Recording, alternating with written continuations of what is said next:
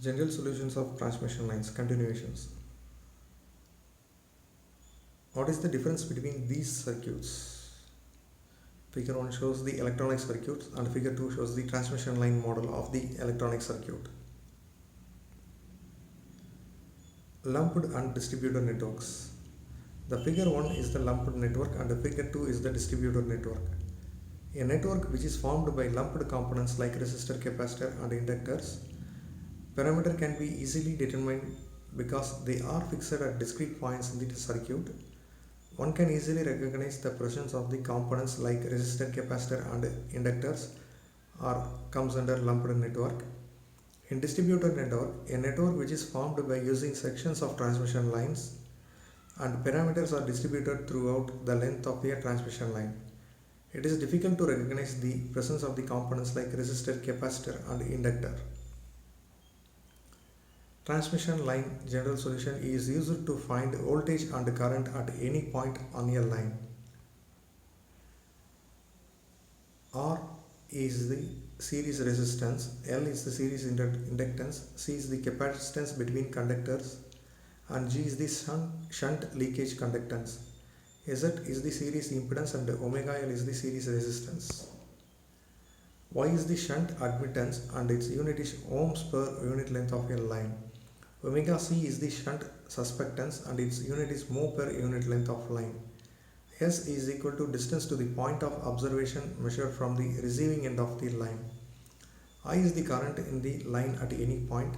E is the voltage between conductors at any point and L is the length of the line. For finding transmission line general solution, a small section of a long transmission line is taken as shown in the diagram.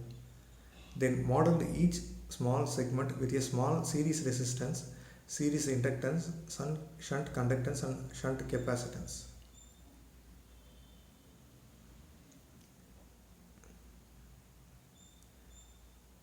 Voltage drop in the line. This incremental section is of length of ds and carries a current I. The series line impedance being Z ohms and the voltage drop in the length ds is dE equal to Iz ds and dE by ds is equal to Iz. Current across the line. The admittance of the line is Yds mho. The current dI that flows across the line or from one conductor to the other is dI by ds equal to Ey.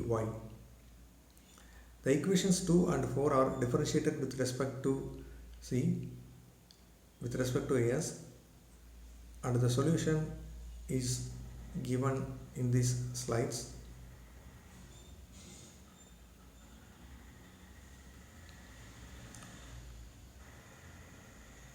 In the solution, the constants A, B, C, D are present and the constants are called as arbitrary constants of integration.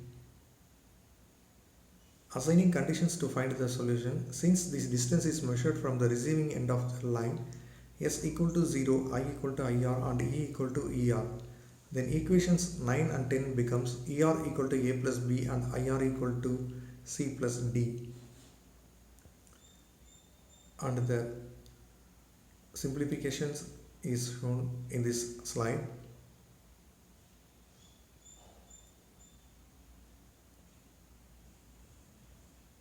Here we calculated the solution for C, which is equal to ER by 2 square root of Y by Z plus IR. By substituting the values of C in the constants A, B and D, we get the solutions for A, B and D as shown.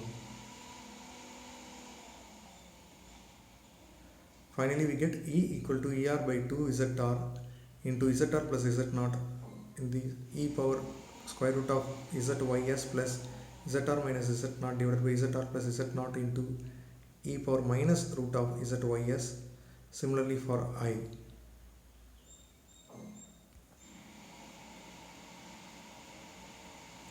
Finally, we conclude that E equal to ER cos h of square root of ZYS plus IR Z0 sin h of square root of ZY by S and I equal to IR cos h of square root of ZYS plus ER divided by Z0 sin h square root of ZYS.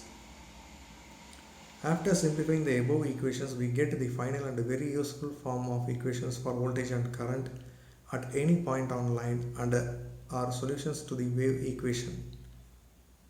The above equations are known as general solutions of the transmission lines and are the equations of voltage and current at any point on a transmission line.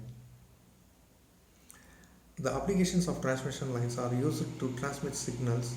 They can be used for perfect impedance matching.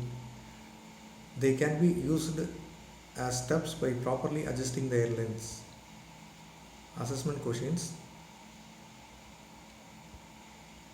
Thank you.